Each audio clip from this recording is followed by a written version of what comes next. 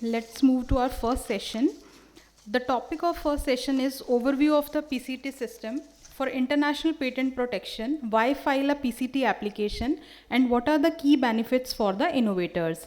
The speaker for session 1 is Mr. Roberto Perez Gomes, Senior Technical Corporation Assistant, Technical Corporation Assistant, PCT, ICT, PTS, WIPO. Mr. Gomes is an international civil servant with over 20 years of experience in Patent Cooperation Treaty of the World Intellectual Property Organization. A national of Venezuela and Brazil, Roberto is fluent in English, Spanish, French, and Portuguese. He holds an arts degree. In his current role in the PCT International Corporate Division, Roberto performs the PCT and provides technical assistance in the use of the ePCT web portal to the IP offices, applicants and agents across Europe, Latin America, Africa, and Asia. Roberto's role in PCT has recently expanded to include participation in the IP5 working group's technical meetings on behalf of WIPO. I request Sir to please come on the dais. Well, good morning. It's a pleasure to be here. I would like to take this opportunity to congratulate you, cricket champions.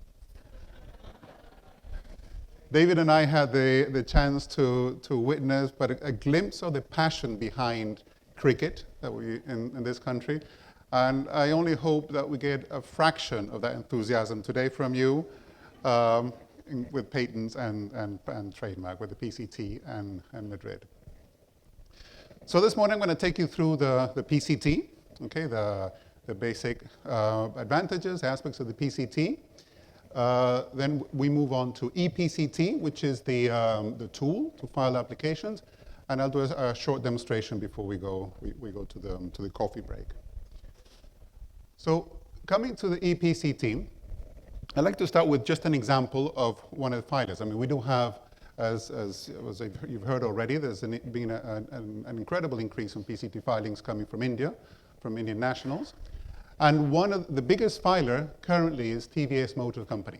Okay, this example in particular is a braking system that has been developed, which aims, it's a braking system in two-wheelers.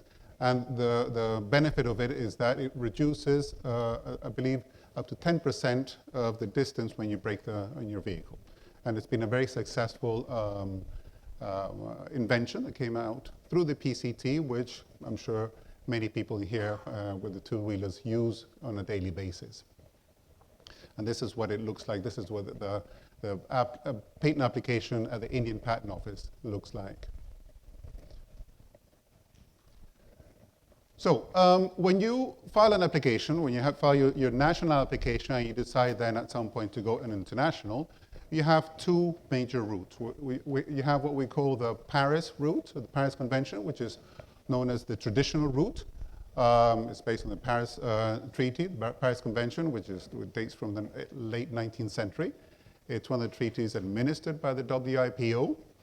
And the system is quite simple. You file a national application and you have up to 12 months to go national in whichever country you decide, whichever country or region you decide. It's a system which is perfectly valid if your strategy is to go to 1, 2, 3 markets outside your country. However, in comparison to the PCT, it does mean that you need to manage multiple applications from the start. Again, if it's 1, 2 countries, that's fine. You have multiple formality requirements in whichever country you're entering. And whatever cost you have at the national level, you have it right away. Okay, once you enter the national phase in those countries. With the added factor that, of course, you still don't know really if you have if you have the requirements for a patent, if you have the novelty, the inventive step, and which are present in your application. However, if you're certain of your application, and again, if you have a short number of countries you want to go into, this is a perfectly valid system. By comparison, the PCT allows you to have time, additional time. PCT, when I do these presentations in Spanish, we also refer to the PCT as, in Spanish, es para comprar tiempo, to buy time. Because that's what you're doing. So you instead of going straight to the national phase, after the 12 months, you start the international phase of the PCT, and through that international phase, you will obtain information that will give you an idea of the patentability of your application. It will allow you to make choices. It will allow you maybe to license your application. It will allow you also to make modifications to increase your chances when you enter the national phase. And many of these things occur even before international publication. So you do have the possibility to withdraw your application, and it doesn't go into the state of the art, in prior art. So the benefits of the PCT, we can summarize it threefold, which is the international reach, because it is a world treaty. The PCT is the most ratified treaty administered by WIPO. Allows you to postpone costs on the national phase. And there's the information gathering, which is what I mentioned, all this information that you get regarding your application, which allows you to make informed decisions before you go into the national phase. Now, coming to the international reach, currently we have 158 member states party to the PCT. The most recent ones were Mauritius and Uruguay. Uruguay was as recent as January 2025. There you can see that India became party to the PCT in December 1998. So you do have that global reach. And we're talking about 158 member states, but you have to be aware that probably covers well over 95% of the world patents when it comes to the markets. We still do have a list of countries which are not members. The ones in bold, countries such as Argentina, Bangladesh, Pakistan, for example, the countries which have advanced in discussions to become PCT members. And from what I understand, we could be talking about Argentina or Bhutan joining the PCT maybe this year, possibly next year. Now, just to give you one quote of somebody quite famous, a Nobel Prize in Physics, the PCT gives us the opportunity to protect our patents globally before determining which countries might be most valuable. Because of course, once you start, if you claim a national application and you start your international phase, once you start the international phase, whatever happens in the national phase, you're protected from that earlier date. And that's the value of the PCT, that you do have that sort of preliminary, so as to say, provisional protection until you effectively get your patent in the national phase. Second benefit, postponement of the cost. Okay, these are the sort of slides that you love in these PowerPoint presentations, the simple ones. So we have here a comparison of the two routes. The Paris Convention, again, simple, 12 months, you go into the national phase, and right away you file the national application with all that comes with it, translation, turning cost, etc. With the PCT, once you arrive at the international phase, so you initiate the international phase, and you have at month 16, more or less, so you get your international search report and written opinion. And it is the heart of the PCT, a PCT application, because that's the document that will give you an indication of the patentability of your application. It's a substantive search that's done by International Searching Authority, where it searches the claims to your application. And it will allow you, again, as I mentioned, to make informed decisions as to what to go, how to proceed. If you get a positive international search report, for example, you could think of licensing your application because it has a value already. If you're not too happy with the international search report, you could either modify it, modify the claims at this point to increase your chances of the national phase. You could also, and then you have the optional possibility of the demand at month 22, file a demand for international preliminary examination, and you obtain an international preliminary report on patentability, which will be an examination on the two of the criteria of patents, which are innovation and inventive step. Again, allowing you to see where you stand before you enter the national phase, and allowing you at this stage, if you do that part, which in the PCT lingo is chapter 2, allows you again to make modifications to your application. And you have the added possibility of a dialogue with examiner. There is an interchange which you don't have with International Search Report. So that's the benefit. All that time, of those 18 months, is all that information that you obtain to then decide what to do next. Information gathering is, we go back to this International Search Report and Written Opinion, which you get during the international phase, and you usually get it 4 months, but with the evolution of electronic filing and so on, you might even get it within 3 months of your international filing date, which again is an additional month you have to take whatever decisions you will take. Here's an example of some of the information you get with International Search Report, where the claims are examined based on novelty and inventive step on the databases used by the international searching authorities. Currently, we have 25 international searching authorities. 8 of them are competent for Indian nationals and residents. You have the list which is in bold, including the Indian Patent Office. So at the time of filing, you decide which of these, depending on your strategy, depending on what you might expect, whichever market you might expect to go to, you will select one of these international searching authorities to carry out the search. When I say that there are 8 competent for Indian nationals and residents, other countries have different configurations. For example, the officers competent for a Brazilian national and resident are Brazil, Chile, Spain, and the EPO, the European Patent Office, and the USPTO, I think. If you wish, for whatever strategic reason, to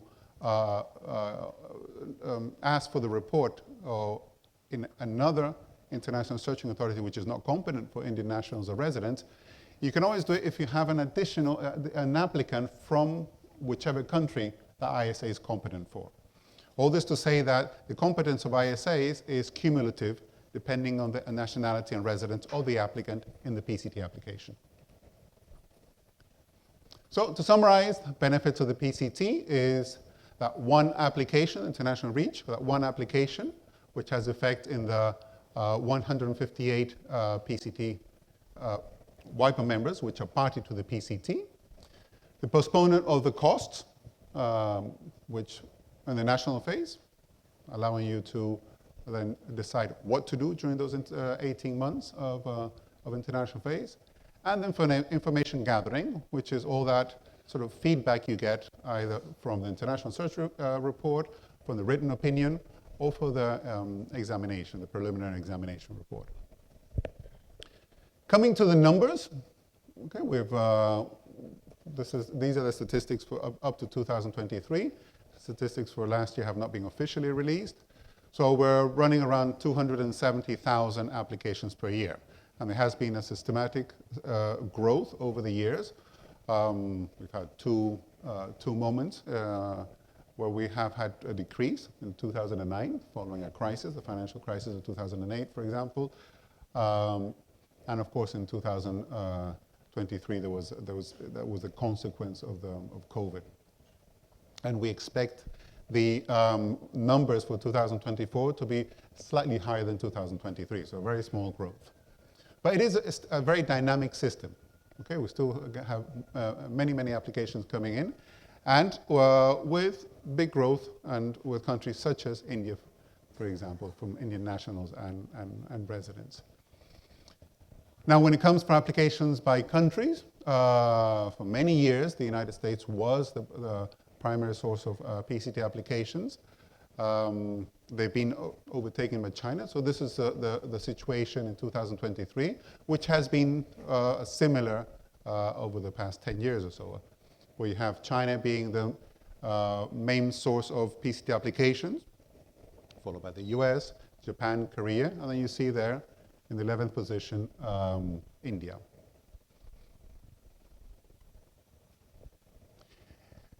Now, regarding the use of PCT and Perez route, we have a majority of applications which use the PCT to file their applications, who decide once they decide to go internationally, they file PCT applications. Our top applicants, we have Huawei Technologies from China, which filed in 2023 over 6,400 PCT applications. Samsung from Korea, Qualcomm. Qualcomm was for a long time also the main filer for the PCT applications. Mitsubishi. So you have here an idea of the origins of applications. And with exception of Qualcomm and Ericsson, as you can see, Asia is very present. So we have, bless you, sir. So we have a very, very strong growth. We've had a very, very strong growth of IP activity coming from Asia. When it comes to universities, we do have the University of California, which has historically been a very strong filer of PCT applications.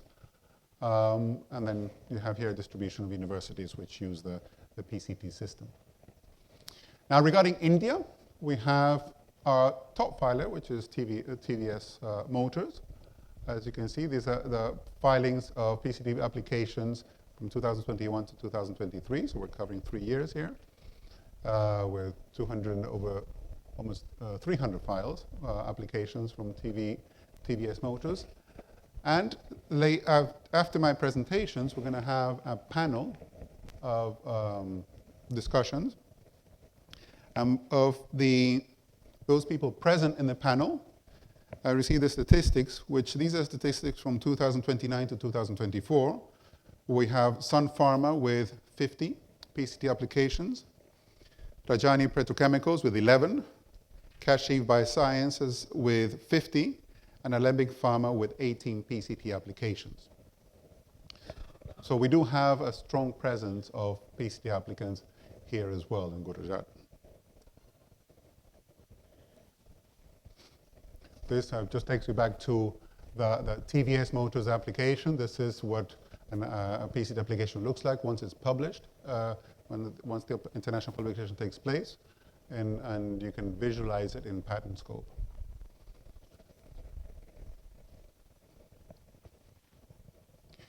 Now, this presentation will be shared with you. If you do have queries, if you're curious about the system and so on, the PCT system webpage has a wealth of information. We have, of course, a treaty, the regulations, but we also have videos, we've got webinars, we've got a lot of information available for applicants, for anyone interested in the use of PCT.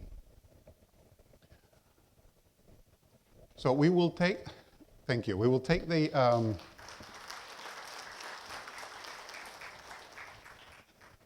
we will take questions afterwards. What I'm going to do now is I'm going to jump now to ePCT. Now for ePCT, I have a short presentation, and then I will do an application. I will use the system live for you to see how it works.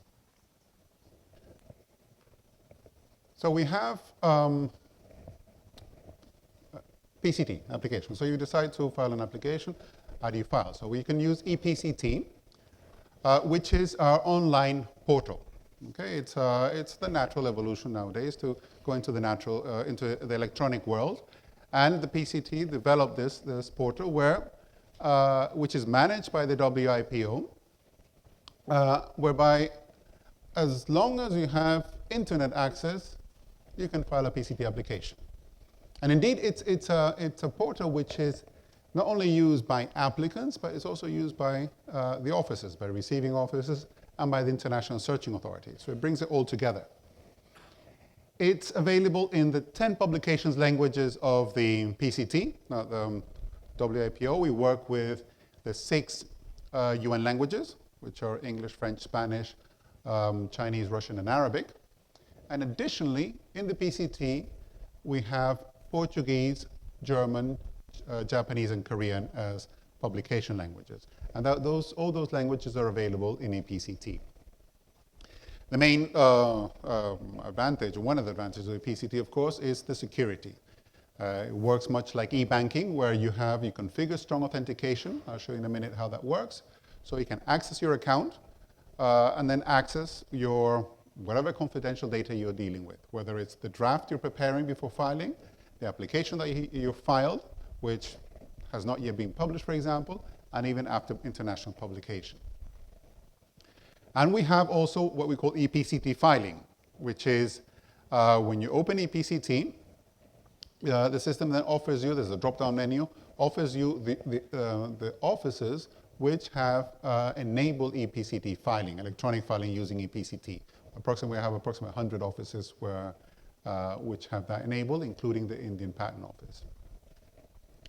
The ePCT filing then just allows you to go through the application. So what you did before, when you had to fill out the request form, which is the form where you fill out all the bibliographic data of the applicant and International Searching Authority you choose and so on, all that is prepared using ePCT, and the system just takes you through all that data.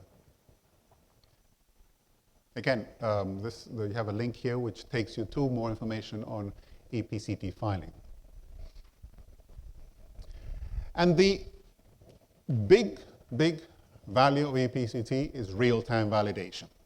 Real-time validation is done throughout the system, so whatever you enter, when you're drafting your application, when you're submitting documents, when you, or whatever action you carry out through the international phase, it's validated against deadlines, against requirements, and so on, which then consequently reduce errors in the international phase.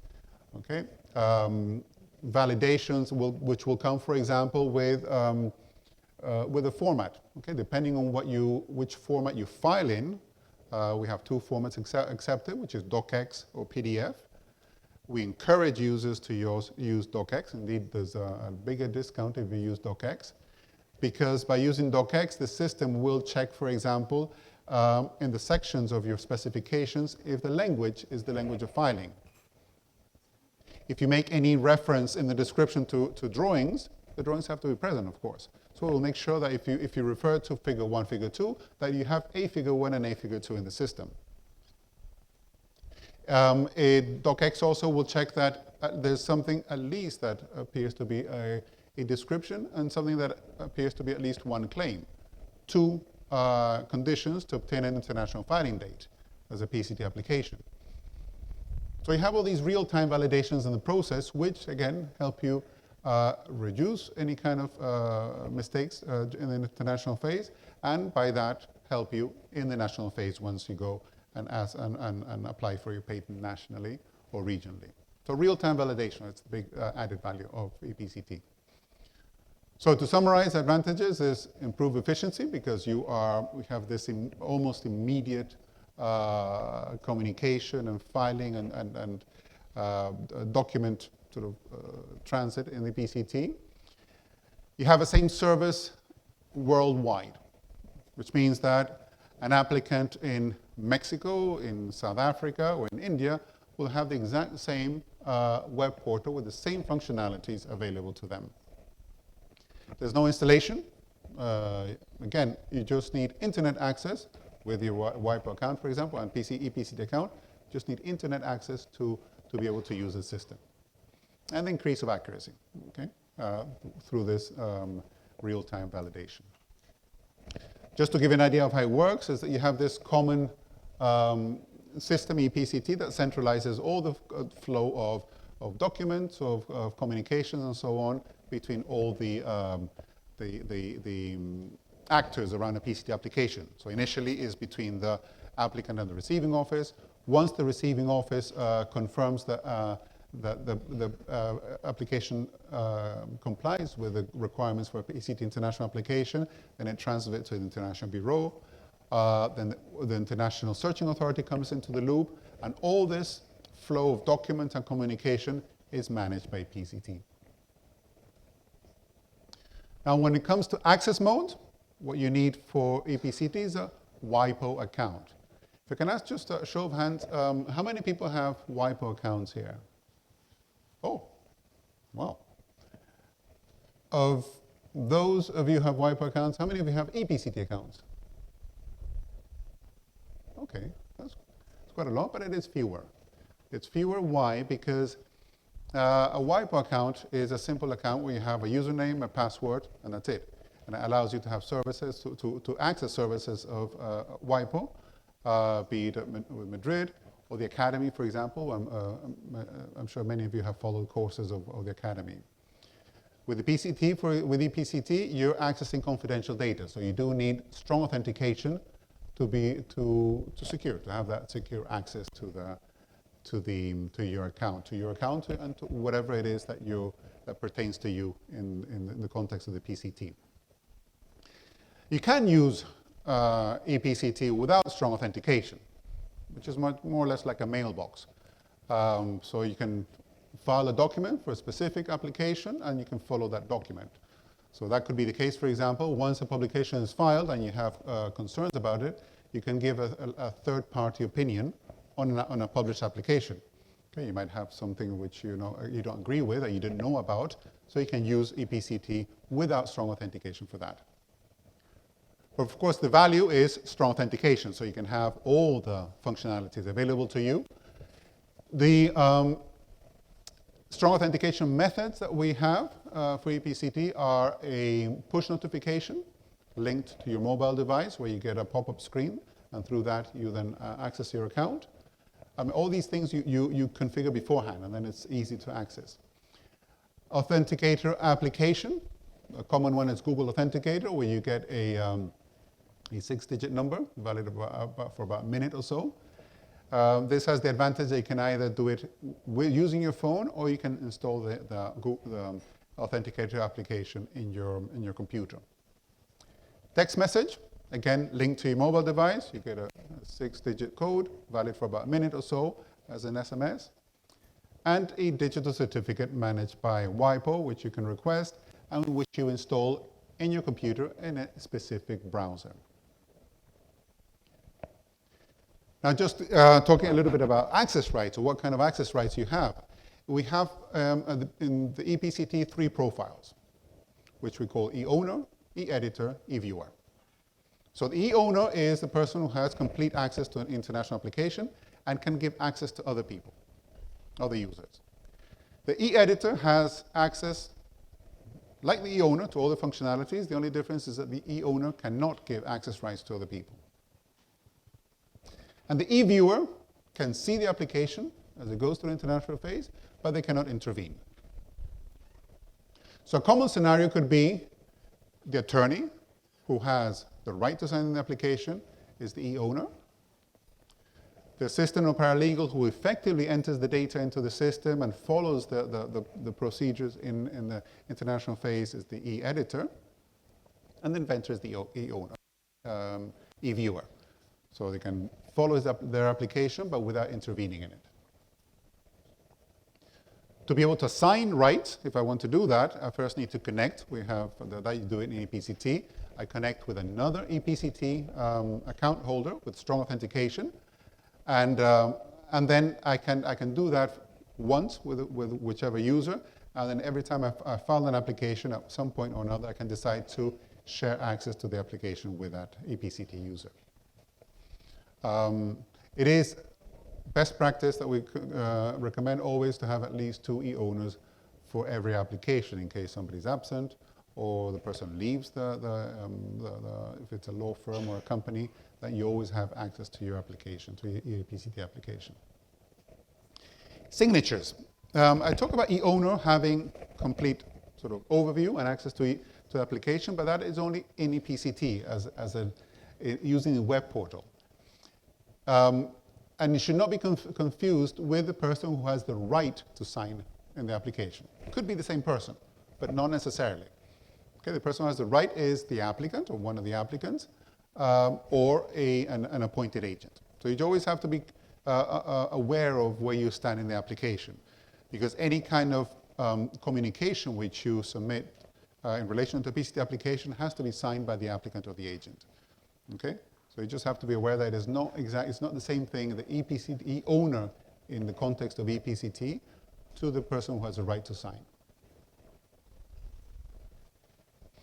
When we come to the main component is, of course, you're going to see it more clearly once I do the demo. You enter into your account, and then you come to the landing page, which is what we call level 1, where you have the overview of all your drafts and any application you filed, with all the applications that you filed ever. There you can then access whichever draft and so on that you have. Once you enter, you click and you enter into a specific draft or application. That's the second level. This is where you can intervene. We can upload documents. We can communicate with the different authorities of the offices, but always for a specific PCT application. And it's in a PCT application where you can also then assign rights to anyone you have a connection with. When you use ePCT, you'll be using ePCT in production mode, of course, which is the real ePCT. But we do offer also an ePCT demo. And it's very simple to access. That's the one I'll be using. Is when you go and access your account, there's a hyperlink at the bottom, which it says demo mode, and then you can access it. And you can use it to familiarize yourself with the application, with the system. You can use it to file applications in whichever office you might want. You can play with the system in ePCT demo. Okay? Just bear in mind that it is not the real one, so it's not to be used to file a real application, for one. And two, that if you do want to familiarize yourself with the system, don't use confidential data to do it. Where to get help? Same thing. ePCT, the PCT system webpage, where you have all the information, as I mentioned, webinars and so on, and videos as well, of specific ePCT procedures in applications. So, thank you for this part.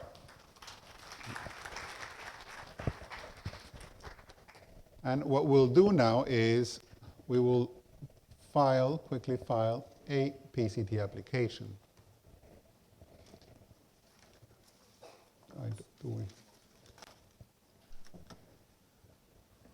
So I don't have, why is it not? So to access your ePCT account, you go to the WIPO page, you log in, you have login to ePCT. Here, if you look here in the upper left-hand corner, it's demo. We have demo in red, so I am in the demo mode.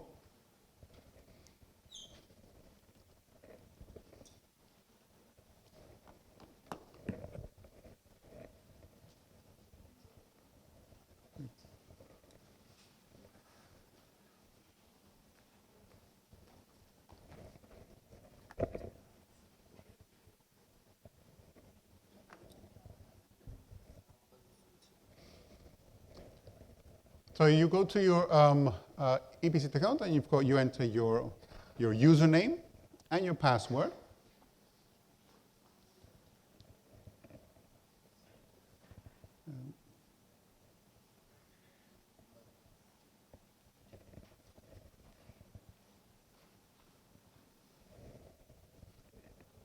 And it will take you then to the strong authentication page. So I've configured various methods, and we'll choose as an example for this demonstration.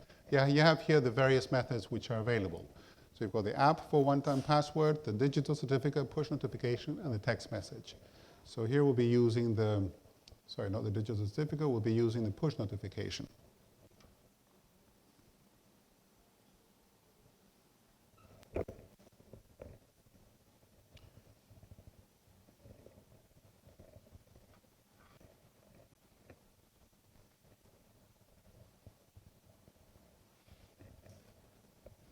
So I get a pop-up screen, and through that pop-up screen, I can then access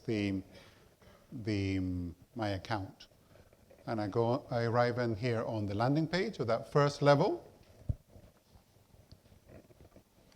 where I have all the applications. Of course, this is the demonstration account that I use often. So I have all these applications that I've filed throughout in the past many years. These are applications, the first list, and I filed with Albanian office.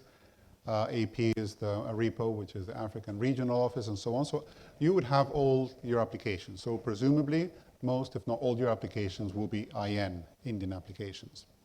Also here, if you continue down, then you have the drafts, which you are working on.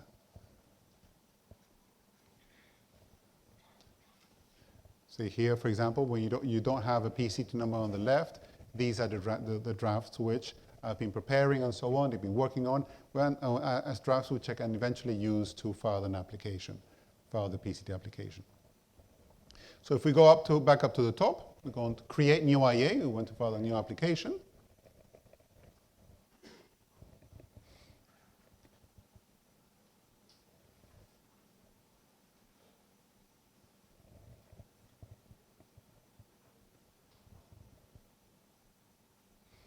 And the first thing I have to do is just enter a reference number, because of course you don't have a PCT number yet.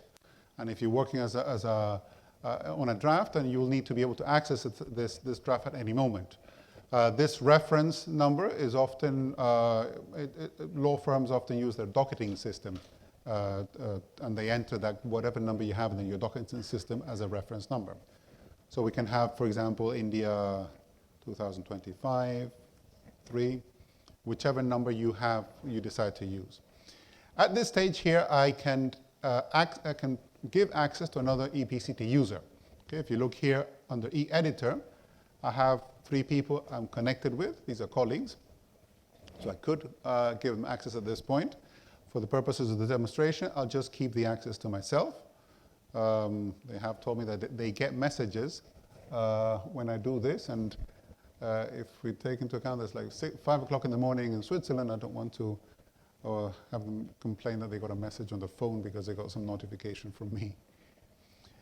The receiving office, I mentioned ePCT filing enabled. So here's where we have these 100 offices that have ePCT filing enabled. But of course, your choice as an office has to be the one competent for you depending on the nationality and residence of the applicants in your application. So presumably, if you're only dealing with Indian nationals and residents in your application, then you would be selecting the Indian Patent Office.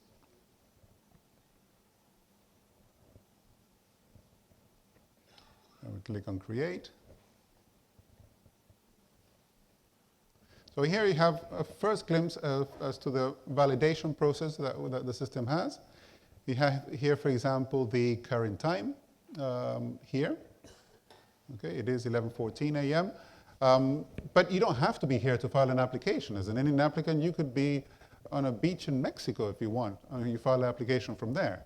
And this will give an indication as to the time in your receiving office. Because if you have waited for the 12 months limit of the priority period, then you do have until midnight of that to file the application. So whatever the case, you see the time. Also, when it comes to filing documents, submitting documents to the International Bureau, then you'll see the time in Switzerland. Also here you see the language of filings accepted by the office. So in the case of the Indian Patent Office, you have English and Hindi. If you do file in Hindi, you would have to then submit a translation into one of the 10 publication languages, and also into publication languages that the International Searching Authority accepts. Now here I've prepared the demonstration in English. And then we can scroll down and update. Again, so here we'll be taking down the different elements of the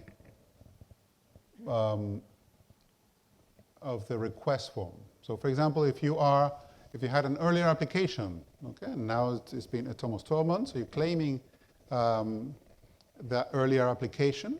Let's imagine it's a national application from India.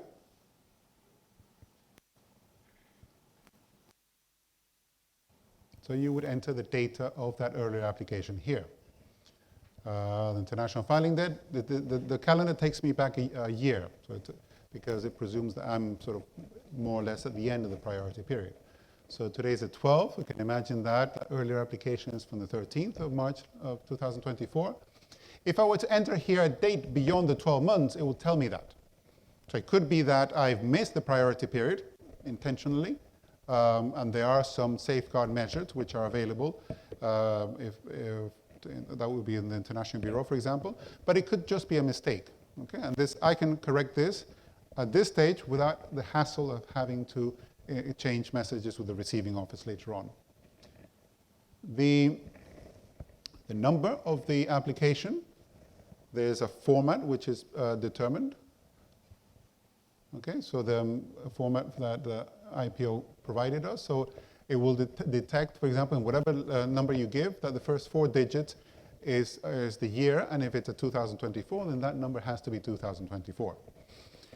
It's my responsibility as an applicant to provide that document to the International Bureau. I have 16 months from the date of that document to provide it.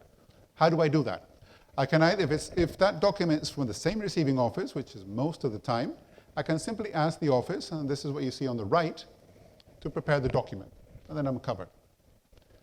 Second option, I can submit it myself, so I have a paper certified copy, if that is still around, I'm not sure, but that would be the possibility. Or if that earlier application it's in the digital access service, and at that point you had this code, it's an alphanumeric code, you can enter the code here. Okay? That would be the case, for example, would be valuable if the earlier application, for example, came from the USPTO. It's a US application. You don't have a physical sort of certified copy, but if that earlier one is in DAS, then you have that code and you enter it here. But just for this demonstration, we'll just ask the receiving office to prepare it. And then we scroll down, and we go down to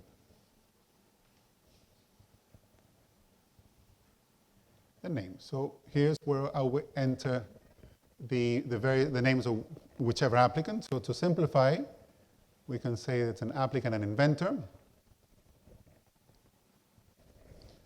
So I can put myself.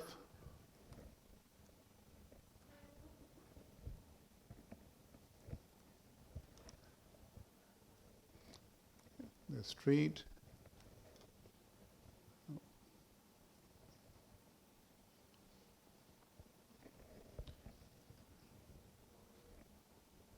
So let's imagine that I live here. So I have the residence here. So of course, by entering an address in India, the system will assume that I have residence here. It might not be the case. It might be just using an address here, but it will assume that. And that's why the last 2 fields of nationality and residence, it has entered India. I can change that if it's not the need. But those are the 2 fields that determine if your office is competent or not.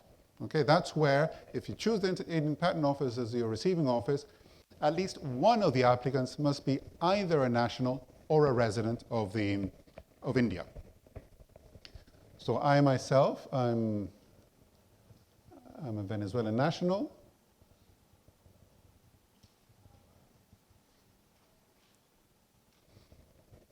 And because I reside in India, I have access. I can use the Indian Patent Office is a competent office for me. It's a competent receiving office for me. And this is in spite of the fact that, I don't know if you remember the list of non-PCT member states, Venezuela is not a member state of the PCT. But because I reside in India, I have access to the PCT system. We need, of course, an email address where you have the notifications which are sent to that email address.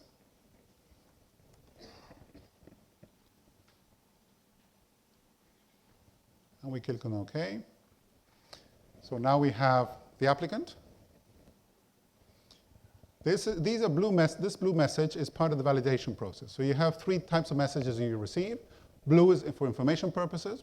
You can file and then it doesn't affect your application. You might get a yellow message.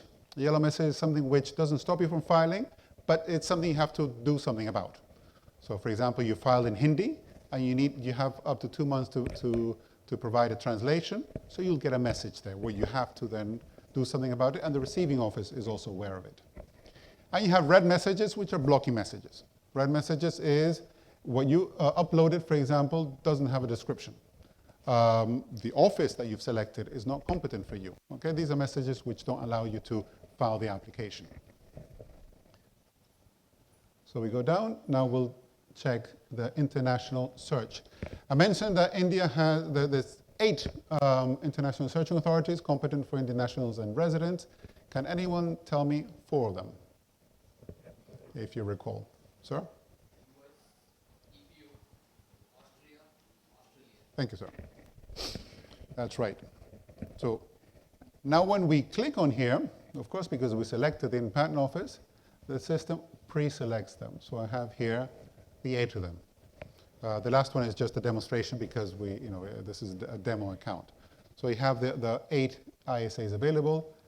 Let's just decide that we will choose the Patent Office as the International Searching Authority. So we can continue. We just have 2 more steps. And here we add the specification. Now I mentioned that there are 2 formats which are accepted by the ePCT, and there's one that we encourage you applicants to use more than the other. Can anyone tell me which are those 2 formats and which format we encourage applicants to use? Sir? Thank you, sir.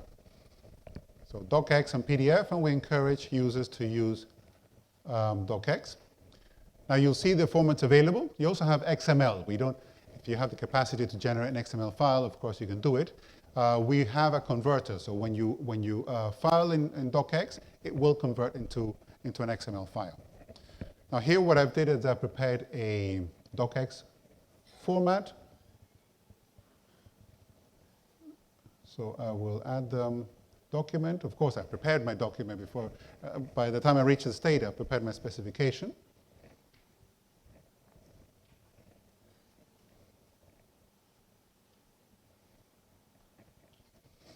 And here it's validating it. So it's detecting the language. It's detecting any kind of reference to figures. It's if the figures are present, if there's something that appears to be a description, and so on.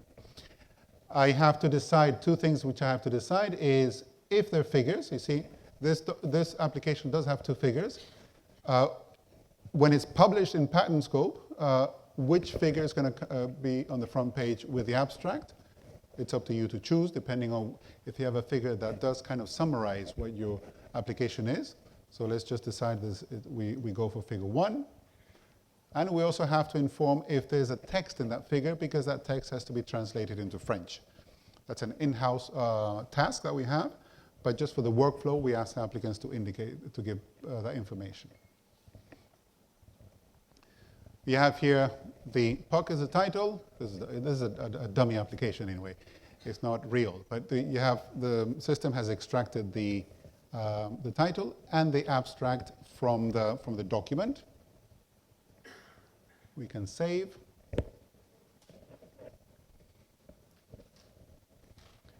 And then, so we have the applicant, we have the ISA, we have our document, and just the last step is signature. The request form has to be signed. We have 3 formats available: text, image, and external.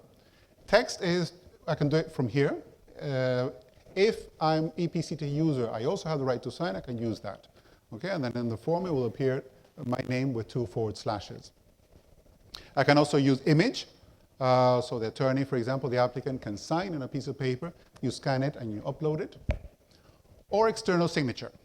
That is in a case where I'm the assistant preparing the document, and then I send a message, the system sends a message to the attorney, who also has an ePCT account, and the attorney can then sign remotely.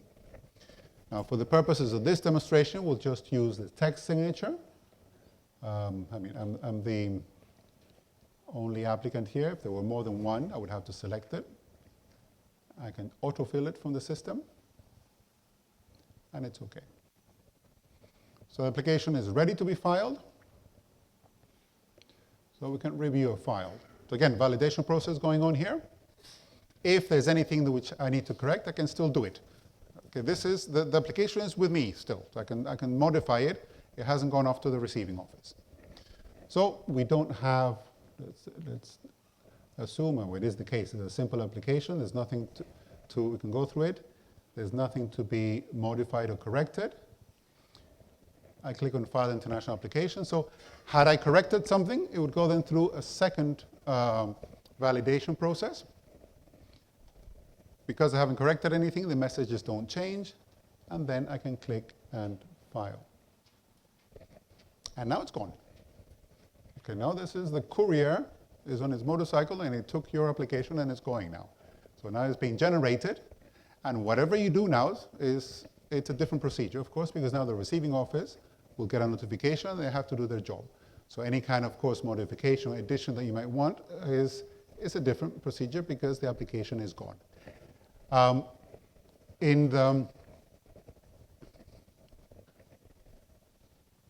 This takes about 20 seconds or not.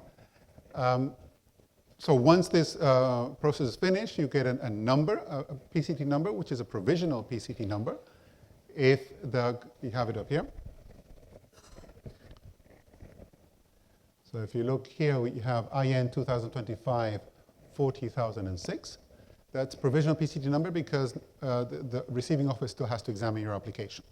Okay? Once they go through it and you comply with the requirements for international filing date, that becomes your PCT number. You have the data receipt, which then, if you comply with the requirements, will become the international filing date. And then you've got your application has been filed. Thank you for your attention.